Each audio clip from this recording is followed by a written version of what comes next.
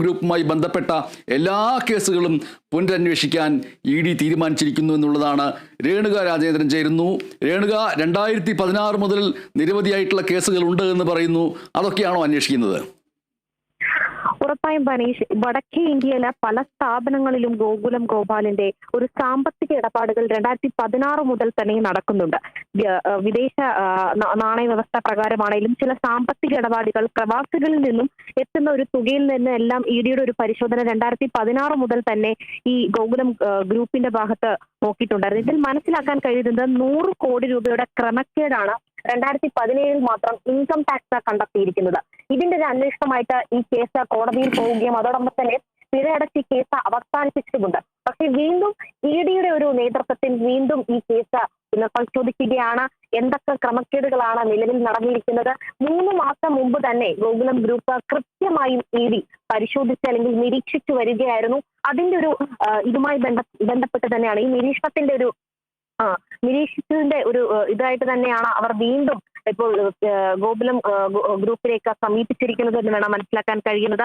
ഈ കേസിൽ ഒരു പുനഃപരിശോധന ഉണ്ടാകുന്നുണ്ട്. സ്വകാര്യ ചാനലായ ഗോകുലം ഗോപാലിന്റെ സ്വകാര്യ ചാനലിന്റെ മറവിലും വിദേശ ഫണ്ട് എത്തിയിട്ടുണ്ടെന്ന ഒരു കണ്ടെത്തലുകളുണ്ട്. ഇന്നലെ രാവിലെയോട് തന്നെ ചെന്നൈയിലുള്ള അദ്ദേഹത്തിന്റെ ഫ്ളാറ്റിലും സ്ഥാപനങ്ങളിലുമെല്ലാം ഇ.ഡിയുടെ പരിശോധന ശക്തമായിട്ടുണ്ട്. ഇന്നലെ വൈകിട്ടോട് തന്നെ ഗോകുലം ഗോപാൽ അങ്ങനെ വിദേശ ഫണ്ട് എത്തി എന്ന് കണ്ടെത്തലുണ്ട് എന്ന് നമുക്ക് പറയാൻ കഴിയുമോ? കണ്ടെത്തി എന്ന് തന്നെ ഇ.ഡി കൃത്യമായിട്ട് പറയുന്നുണ്ടോ? അതോ അങ്ങനെ ഉണ്ട് എന്നുള്ളൊരു ഊഹാപോഹം ഉണ്ട് എന്നാണോ? നിലവിൽ കണ്ടെത്തി എന്ന് തന്നെ നമുക്ക് പറയാൻ കഴിയും ബനേഷ്. കാരണം 2017 പോലും ഇത്തരം ഒരു സമാനമായ രീതിയിൽ ഒരു സംഭവം ഉണ്ടായിട്ടുണ്ട്. അതിനെ തുടർന്ന് തന്നെ വിദേശ ഇടപാടുകൾ കൃത്യമായും നടന്നിട്ടുണ്ട് എന്നതിന്റെ ഒരു തെളിവിന്റെ അടിസ്ഥാനത്തിലാണ് ഇ.ഡിയുടെ പരിശോധന അവിടെ എത്തിയിരിക്കുന്നത്.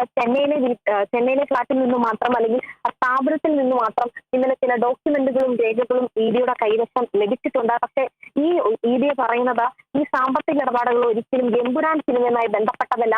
3 മാസം മുമ്പ് തന്നെ ഗോകുലം ഗ്രൂപ്പിനെ കൃത്യമായി നിരീക്ഷിച്ചു വരുന്നുണ്ട്.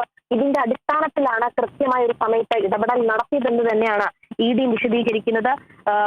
സാമ്പത്തിക ക്രമക്കേടുകൾ, അതായത് നിയമപ്രകാരം ചെയ്യേണ്ട കാര്യങ്ങൾ ചെയ്യാതെയുള്ള സാമ്പത്തിക ഇടപാടുകൾ, വിദേശ നാണയ വിനിമയ ചട്ടലംഘനം ലംഘിച്ചുകൊണ്ടുള്ള ഇടപാടുകൾ നടത്തിയതിനെതിരെയുള്ള ഒരു പരാതി അന്വേഷണമായിട്ട് ഇ.ഡി മുന്നോട്ട് പോകുന്നുണ്ട്.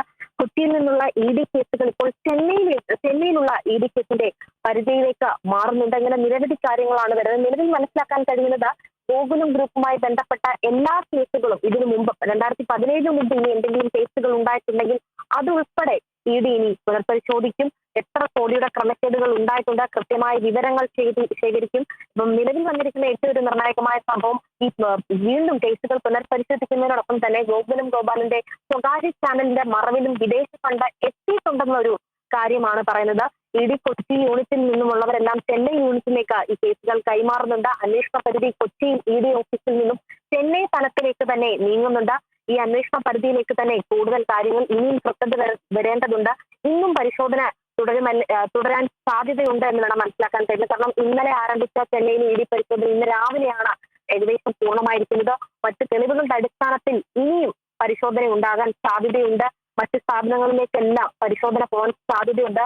ഉത്തരേന്ത്യ കേന്ദ്രീകരിച്ച് നോക്കുകയാണെങ്കിൽ പല രീതിയിലുള്ള അല്ലെങ്കിൽ ഉത്തരേന്ത്യ കേന്ദ്രീകരിച്ച് പ്രവർത്തിക്കുന്ന സ്ഥാപനങ്ങളിലേക്ക് വിദേശ ഫണ്ട് എത്തിയിട്ടുണ്ട് എന്നൊരു കാര്യത്തിൽ ഇ.ഡി ഉറപ്പുവരുത്തുന്നുണ്ട് ബനീഷ്.